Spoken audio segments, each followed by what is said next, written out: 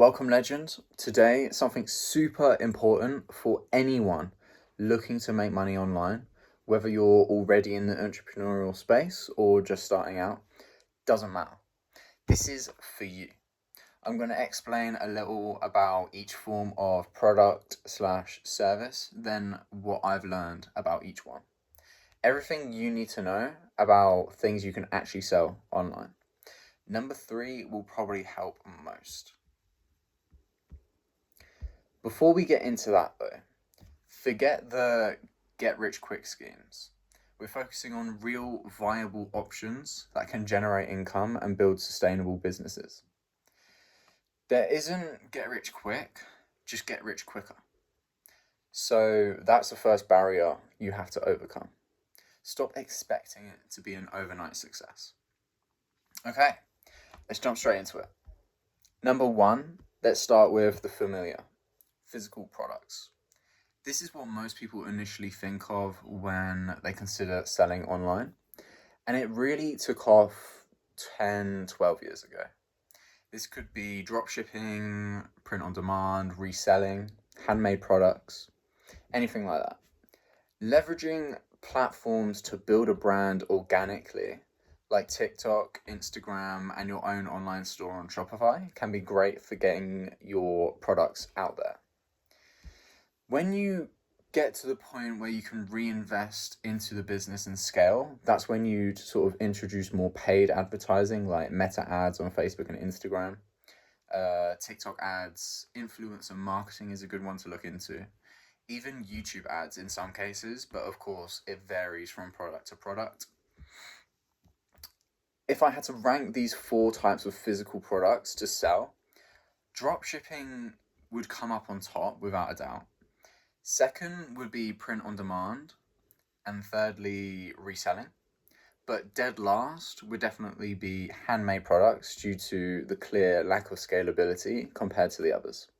With dropshipping, obviously you've probably heard of it quite a lot before, but in its simplest form, it's pretty much just you find a wholesaler that has a product, you find a way to promote that product to other people and find that audience, then you sell that product that wholesaler has created for them, pretty much, and build your business around that. Now, the bad news. It's a highly saturated business model now, which means a tougher market to break into. The startup capital is really not beginner friendly anymore, and takes a lot of time to get up and running because there's so many specifics to understand. Number 2, beyond physical products, your skills and knowledge are incredibly valuable and can be packaged and sold as services. This could be in the form of freelancing, coaching and consulting, memberships, subscriptions, stuff like that.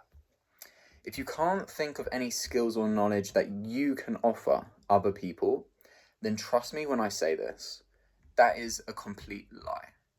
There are so many people out there with such insane ideas and services that to the average person would seem ridiculous. But that's the whole point. They are going after such a niche market that, yes, it might take a little longer to find the right people, but once you do, they truly see the value in what you offer. And that makes you a specialist. This could quite literally be as little as helping someone learn the guitar, or even as crazy as helping them build a whole sort of system within their business. It can be B2C or B2B. It's completely up to you and what you're comfortable with.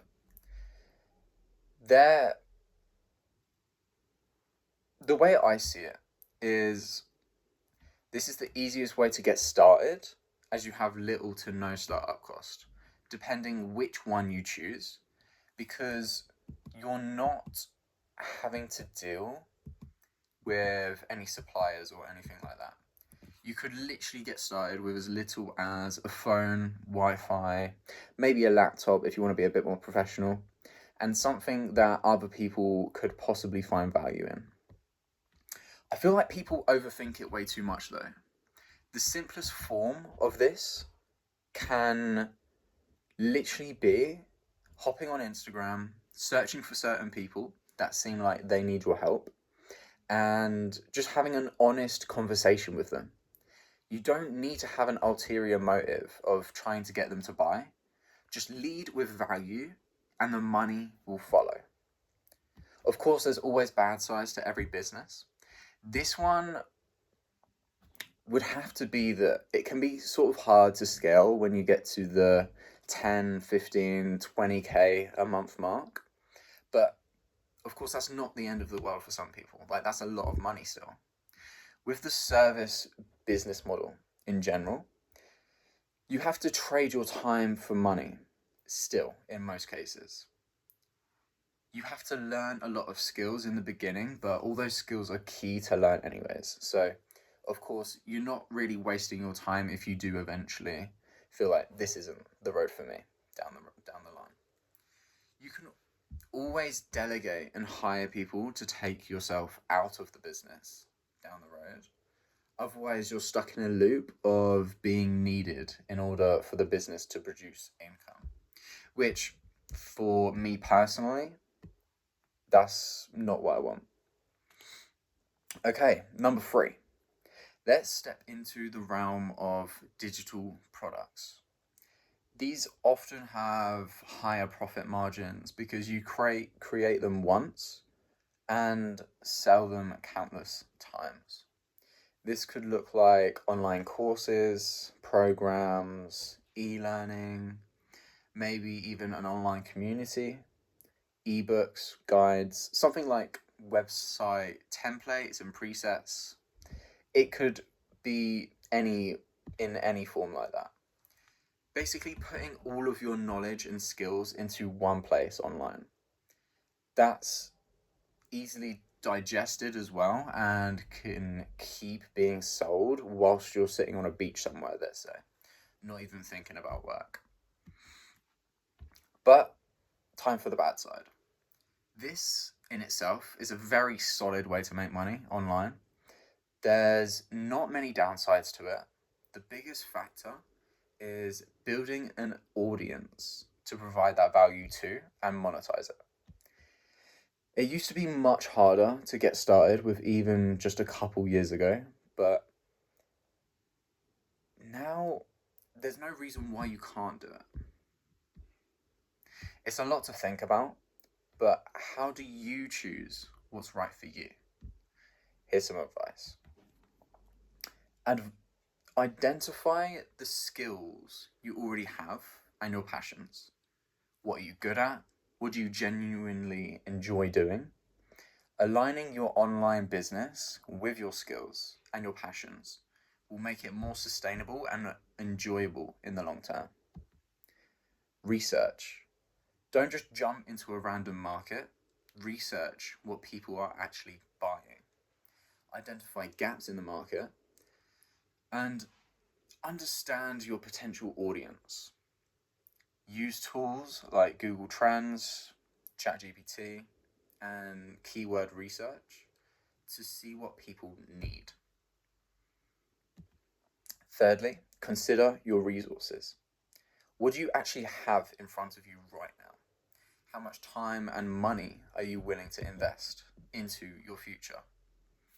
Some options, like starting a marketing agency, for example, have lower upfront costs, while others, like developing software, let's say, require significant investment, at least 250,000. Now, think about your target audience. Who are you trying to reach? Understand their needs, pain points, and where they spend their time online is crucial for marketing and sales. But start small and build from there. You don't need to launch a massive empire overnight. Start with one product or service, test the waters, gather feedback, and iterate. based on what you learn. Building a strong online presence. Obviously, this isn't needed, but it definitely helps. Whether it's a website, social media, or a combination, having a professional and engaging online presence is essential for building trust and attracting customers. But have fun with it, because if you don't come across as authentic, then it'll do the opposite of what you're trying to accomplish. And focus on providing value. No matter what you sell, focus on providing genuine value to your customers. This will lead to positive reviews, repeat business, and them telling others to come to you. Be patient and persistent, because building a successful online business takes time and effort. Don't get discouraged by initial setbacks. Keep learning, adapting, and putting in the work. And of course, you want to stay legal and ethical. This isn't really something that you need to worry about right now, but obviously ensuring that you comply with all the laws and regulations, it can sort of get in the way sometimes, but just make sure that you're playing by the rules and sort of just keeping on top of that sort of stuff. And just make sure that you're very transparent and ethical in general. Like, it's the best way to be. Once you get comfortable, you can even mix and match. It doesn't have to be one or the other. You can add other services later on if it makes sense. Like Iman Gadji, like he started with his service business, and then as he gets more experience and knowledge, he moves on to selling like blue light blockers, or like he just moves to different products. So he's done physical products, he's done all of it, but he didn't start like that.